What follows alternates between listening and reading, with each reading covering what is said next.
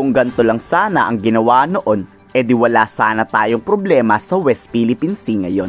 Pinalayas lang naman ng Philippine Navy ang dalawang naligaw na barko ng China sa Philippine Rice. Kinumpirma yan mismo ng tagapagsalita ng Philippine Navy na si Commodore Ray Trinidad. Dito inescortan raw ng barkong pandigma ng Pilipinas ang China. Hindi naman daw nagpumalit at pumalag ang China at kusa itong lumayas sa exclusive economic zone ng Pilipinas. Takot rin siguro sila na baka umaksyon ang Pilipinas pag nanlaban sila. Nagsorry na rin ang Chinese Foreign Ministry dahil hindi naman daw sinasadya ng kanilang barko ang pagdaan dito. I would call them a clear and present challenge, not a danger. Na ito ay part ng navigate natin that we have to, is the new environment now. We will track the course of both survey ships coming from the port of origin to the Pacific. That is more or less the vicinity they would be after 2 or 3 days of travel. Passing through the exclusive economic zone of a coastal state is allowed naman under UNCLOS. Doing research or other activities will have to inform the coastal state, and in some cases, get the consent of the coastal state. Ang kinaalarma ngayon ng China, ang balita kahapon na inanunsyo ng AFP. Matunog kasi nagaganapin sa Batanes Island na malapit sa Taiwan ang pinakamalaking balikatan exercises sa 2024. Sa buwan ng April pa to mangyayari, pero umaaray na agad ang China at puro reklamo na. Muli na naman niyang nagmatapang ang mga Chinese. Kala mo talaga totoong matatapang, mga duwag naman.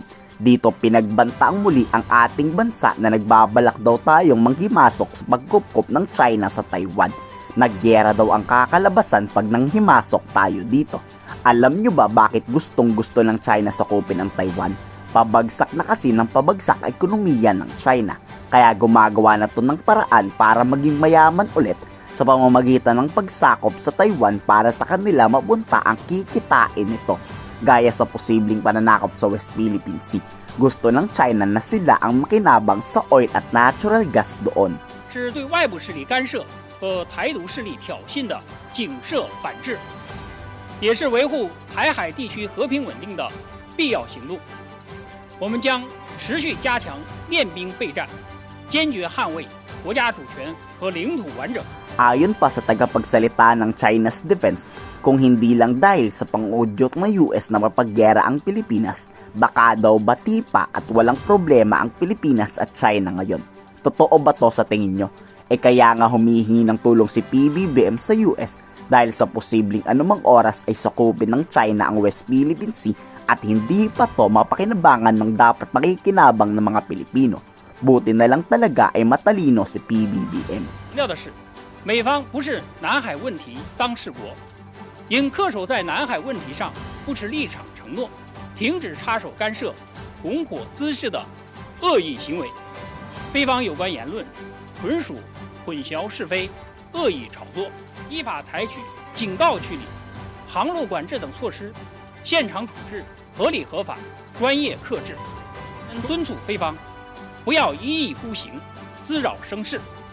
中方将继续在管辖海域开展威权执法行动，坚决维护国家主权和海洋权益。 Nasa huli talaga ang pagsisisi. Dapat pala dati na natin nilabanan ang China. Ngayon napag-alaman na duwag talaga sila. Puro angas lang ang machino at puro pagbabanta lang. Kayo, natatakot ba kayo sa mga sinasabi ng mga Chinese na ito? I-komento sa baba ang iyong saloobin.